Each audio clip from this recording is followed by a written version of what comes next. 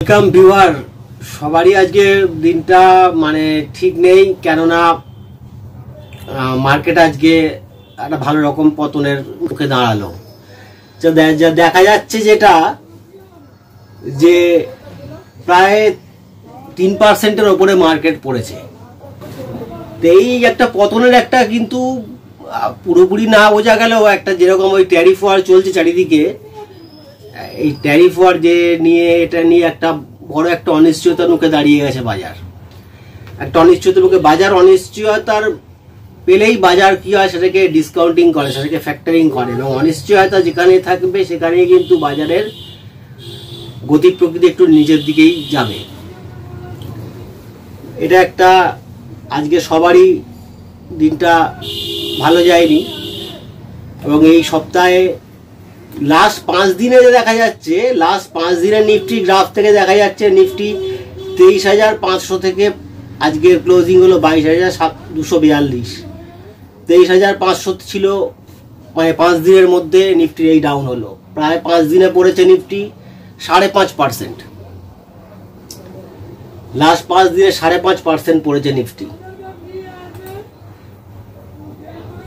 এক মাসের রেসপেক্টে দেখলে একই জায়গায় আছে মোটামুটি, লাস্ট 1 মান্থ, কেননা তারপরে কিছুদিন বেড়েছিল।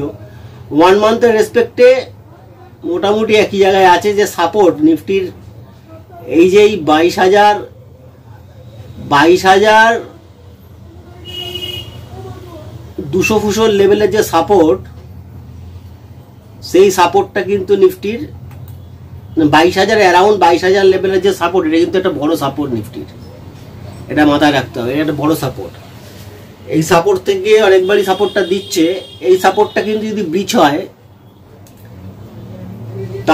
তাহলে কিন্তু এরপরে আবার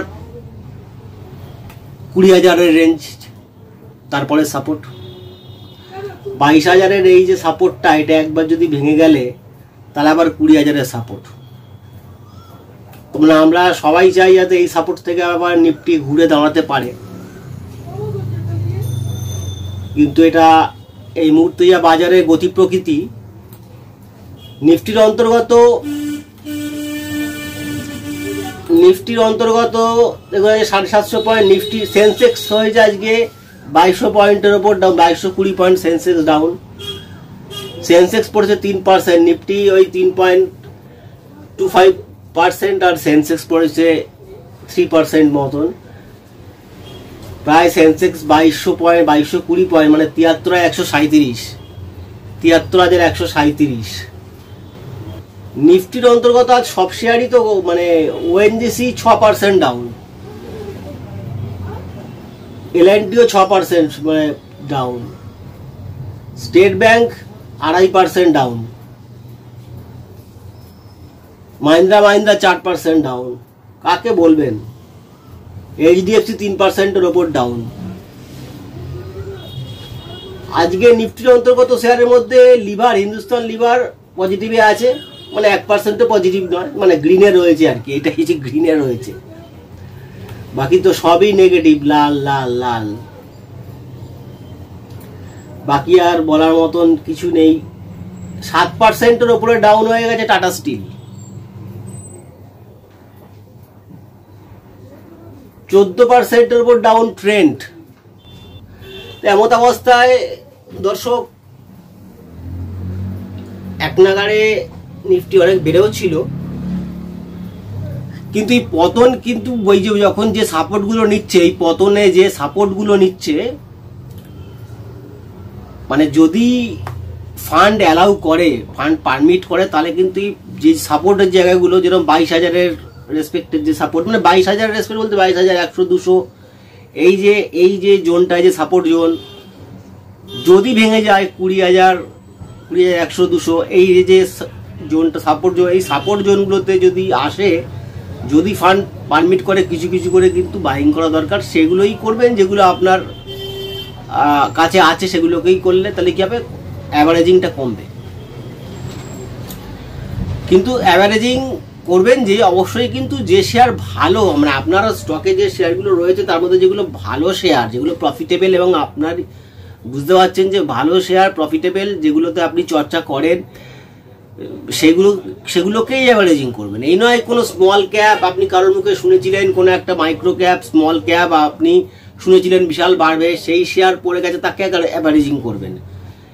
মানে খুব ছোট শেয়ারকে, খুব স্মল ক্যাপকে আপনি অতটা কোম্পানি সম্বন্ধে জানেন না, তার অতটা আপনি জানেন না আদৌ কোম্পানি প্রফিটেবল কিনা, কতটা প্রফিট আছে কোম্পানির, কত বড় কোম্পানি, খুব একটা আইডিয়া নেই, কিন্তু শুধু আপনি কারোর মুখে শুনেছিলেন বাড়বে, এখন পড়ে গেছে, তার জন্যই অ্যাভারেজিং করবেন, তা সেটা কিন্তু করবেন না। সেই শেয়ারকে অ্যাভারেজিং মানে আবার কিনে অ্যাভারেজিং করতে যাবেন না। যে বড় বড় যেগুলো ভালো শেয়ার, মানে যেগুলো আপনি আপনার পোর্টফোলিওতে রয়েছে বা আপনি চর্চা করেন, জানেন যে এটা ভালো শেয়ার, প্রফিটেবল বাড়ার সম্ভাবনা আছে, তাকেই আপনি যখন সাপোর্টে কম পাবেন তখন তাকেই আপনি অ্যাভারেজিং করবেন। আপনি কিন্তু সব শেয়ারকে অ্যাভারেজিং করাটা ঠিক হবে না। গোল্ড বীজ কিন্তু আজকে 1% মতন পড়েছে, গোল্ড ডিটিএফ, যেটা সচরাচর গোল্ডের প্রাইস ইনভার্সলি মুভ করে ইকুইটির সাথে, কিন্তু গোল্ড বীজ আজকে প্রায় 1% পড়েছে। সিলভার বীজ মানে সিলভার ইটিএফ আজকে 2.5% পড়েছে। তার মানে আজকের পতনটা ইকুইটিতে হয়েছে, ইকুইটি NSE 500 কমোডিটির যে গোল্ড বীজ সিলভার বীজ সেখানেও পতন হয়েছে, আজকে 3%-এর উপর পড়েছে। মানে যেরকম নিফটি পড়েছে সেরকমই পড়েছে, মানে ব্রডার ইন্ডেক্স কিন্তু বেশি ডাউন হয়নি, মেন ইন্ডেক্সের থেকে ব্রডার ইন্ডেক্স বেশি ডাউন হয়নি, এটা একটা কিন্তু ভালো দিক। বেশিরভাগ ক্ষেত্রে কি হয় যে নিফটি 50 যদি 3% পড়ে, দেখা যাবে NSE 500 হয়তো 4% পড়লো, কিন্তু আজকে সেরকম ঘটনা ঘটেনি। অর্থাৎ মেন ইন্ডেক্স যেরকম পড়েছে, ব্রডার ইন্ডেক্স সেরকমই পড়েছে। অর্থাৎ ছোট মিড ক্যাপ স্মল ক্যাপ শেয়ারও যে খুব বেশি, হয়তো সামান্য বেশি ডাউন হয়েছে, কিন্তু অ্যাজ এ হোল কিন্তু একই রকম পারফর্ম করেছে। লাস্ট 5 ডেজের ডেটা দেখলে দেখা যাচ্ছে যে NSE 500 প্রায় 5.5% ডাউন, নিফটি 50ও ওরকমই last 5 ডেজে 5.5% down. Last 1 month data ধরলে মোটামুটি একই লেভেলে, নিফটি 50ও মোটামুটি একই লেভেলে, NSE 500 মোটামুটি একই লেভেলে লাস্ট 1 মাসের ডেটা ধরলে। সেন্সেক্সও সেম জিনিস, সেন্সেক্স 5 দিনের ডেটা ধরলে প্রায় 5.5% ডাউন, 1 মাসের ডেটা ধরলে প্রায় একই রকম জায়গায়, আর আজকে ডেটা ধরলে 3% ডাউন। তো মোটামুটি একই জায়গায় রয়েছে। এখান থেকে কিন্তু মার্কেট খুব ভোলাটাইল, এবং মার্কেট এখন কিন্তু মানে প্রাইস কারেকশন যেরকম হচ্ছে, আবার টাইম কারেকশনও হচ্ছে, এবং এখন কিন্তু আর ওই ইন্ডেক্সের থেকে বা প্যাসিভ ম্যানেজমেন্টের থেকে কিন্তু এখন অ্যাক্টিভ ম্যানেজমেন্ট বেশি হবে। মানে এখন কিন্তু স্টক স্পেসিফিক বা সেক্টর স্পেসিফিক মুভমেন্ট হবে। তাই এখন প্রতিটা পদক্ষেপ খুব বুঝে শুনে ফেলতে হবে, প্রতিটা পদক্ষেপ, প্রতিটা ট্রেড ডিসিশন খুব বুঝে সুঝে নিতে হবে। কয়েকটা রেশিও আপনাদের সামনে বলে দিই।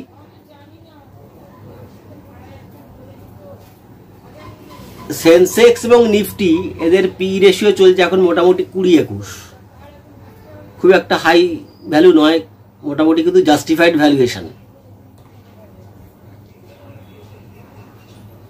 মিড ক্যাপ স্মল ক্যাপের পি রেশিও এখন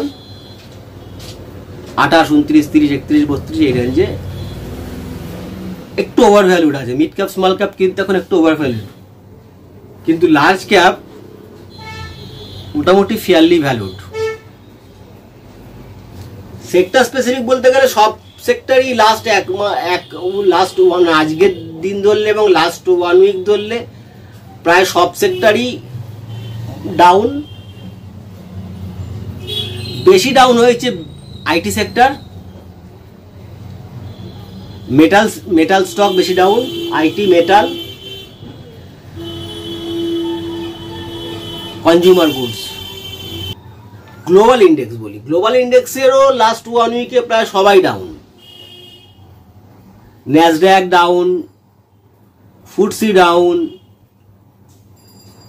CAG down, DAX down, Nikkei down, Straits Times down, Hang Seng down. মানে এদিকে চীন, জাপান, কোরিয়া, ওদিকে ইউরোপ, থেকে আমেরিকা, ইন্ডিয়া। তো অ্যাক্রস দ্য গ্লোব সব স্টক মার্কেটই ডাউন।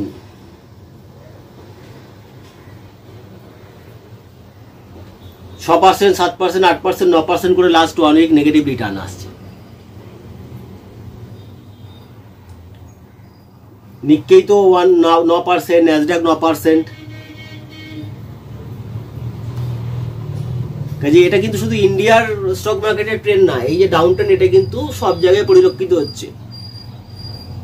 কাজে রিকভারিও খুব একটা সময় লাগবে বলে মনে হয় না, কিন্তু খুব ফাস্ট রিকভারি না হলেও রিকভারি তো হবে, কিন্তু রিকভারিতে যে খুব প্রলং টাইম নেবে, কেননা যখন অ্যাক্রস দ্য গ্লোব সব মার্কেট ডাউন, রিকভারিও খুব একটা সময় নেবে না। কিন্তু শার্প রিকভারি আশা করাটা একটু মুশকিল, টাইম টেকিং রিকভারি হবে।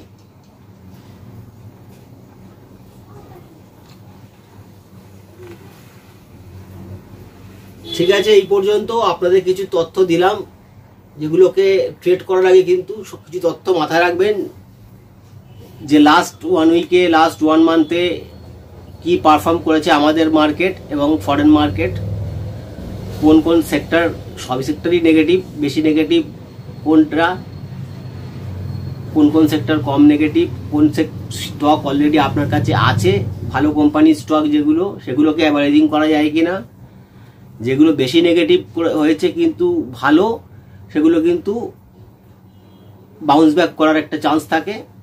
যদি সুইং ট্রেডিং যারা করেন, পজিশনাল ট্রেডিং, সেটাকে মাথায় রাখবেন। আর যেটা খুব কম পড়েছে সেগুলোকে কিন্তু একটু আবার যদি নেগেটিভে যায় তখন কিন্তু সেই সেক্টরগুলো বা সেইগুলো পড়তে পারে। যেগুলো বেশি পড়েছে যদি মার্কেট রিকভারি করে সেগুলো বাউন্স ব্যাক করার চান্স থাকবে, কিন্তু যেগুলো কম পড়েছে সেগুলোর বাউন্স ব্যাকের চান্স কম। কিন্তু আবার যদি মার্কেট আরও এখান থেকে ডাউন যায়, 22,000 লেভেল ক্রস করে 20,000 লেভেলের দিকে যাত্রা শুরু করে, তখন কিন্তু যে সমস্ত যেগুলো কম পড়েছে সেগুলো তখন বেশি পড়তে শুরু করবে। এই দুদিকেই যন্ত্রণা।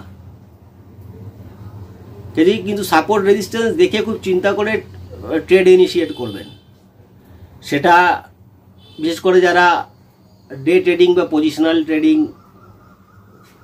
গুলো করেন। আর ইনভেস্টমেন্টের যারা চিন্তা করে করছেন তারা কিন্তু যেগুলো রয়েছে ভালো শেয়ার সেগুলোকে অ্যাভারেজিং করুন।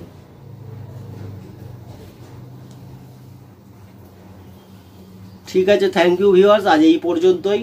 আপনাদের আমি আপডেট দিতে থাকবো, যতটুকু আপডেট যেরম পাবো আপনাদের সাথে আমি শেয়ার করব। Thank you.